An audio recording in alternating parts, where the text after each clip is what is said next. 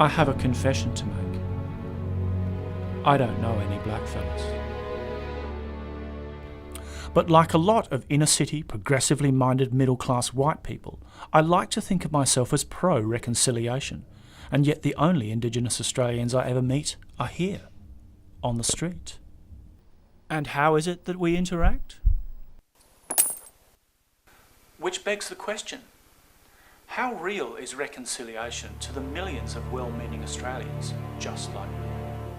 In 2009, Elizabeth Haji-Efremidis, a business development consultant from inner Melbourne, went to Alice Springs to work directly with the local ANTaR people on an employment project. I guess if you asked me probably a year ago what does reconciliation mean to you, and I guess I would have given a very glib answer about very much, reconciling the whole Indigenous, integrating, I guess, in the Indigenous culture with the white Australian culture, but not really understanding what that actually means until my experience in Alice Springs. And the other thing I was really taken aback by and really got excited by was the whole cultural aspect, and I mean the Indigenous cultural aspect, which, because in Melbourne, being in the city, I personally have not really been exposed to it, apart from what you see in the media and in St Kilda, that sort of thing. It's not always a very positive picture, it's more of a negative picture. We look at the issue through Western eyes, and Western, probably European eyes, because of our own background and history of Australia. And I realised, if I didn't even understand or even comprehend with the Indigenous side of the issue, we actually have to put new eyes in. So would you say that for well-meaning middle-class white folks like ourselves, that reconciliation is a fairly abstract notion? We don't really understand what it is really? Yeah, I remember when you asked me this question, I have to say I was kind of taken aback by, what do you mean by reconciliation? What does it actually mean? Fundamentally, practically, what does it actually mean? And I know, for me, prior to going to Alice Springs, I had a very, naive idea behind it, but I don't think we really stopped to think about what do they actually mean on a day-to-day basis? What does it actually look like fundamentally? And it's great in concept, what does it actually mean in practicality? And I think that's until you actually immerse yourself, particularly in the Northern Territory, when you think of it all and you see the good, bad and ugly, what's going on there, you realise, wow, this is no simple solution here. And that's when it dawned on me too, that there is no panacea, there is no white bullet here, there is no one solution or simple solutions. It's a complex issue, and it's very much a layered issue. Of course, for the vast majority of Australians, social and political issues, whether it's climate change, health reform or reconciliation, are just things they hear about in the media.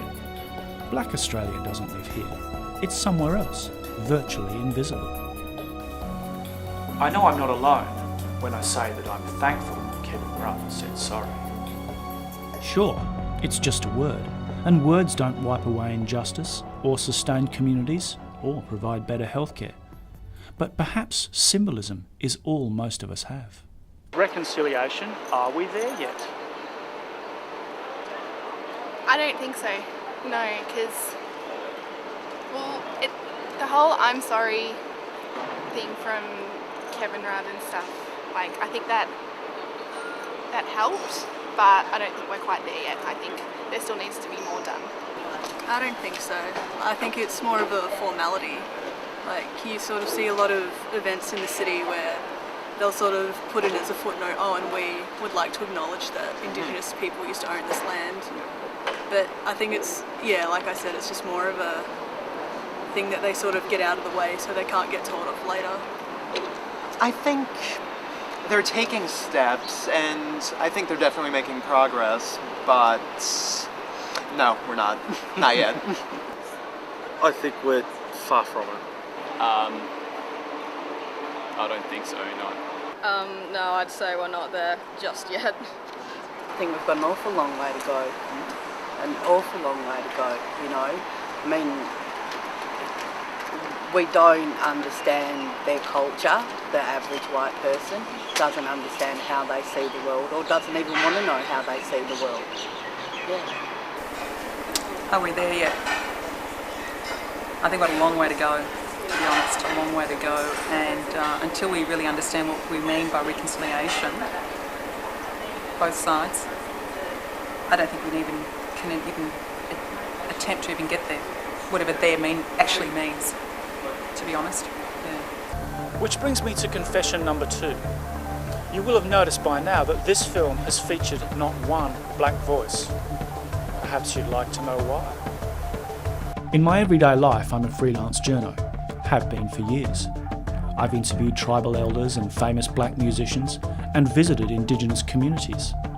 In fact, it would have been relatively easy for me to use my media contacts to conjure up an Aboriginal presence in this film.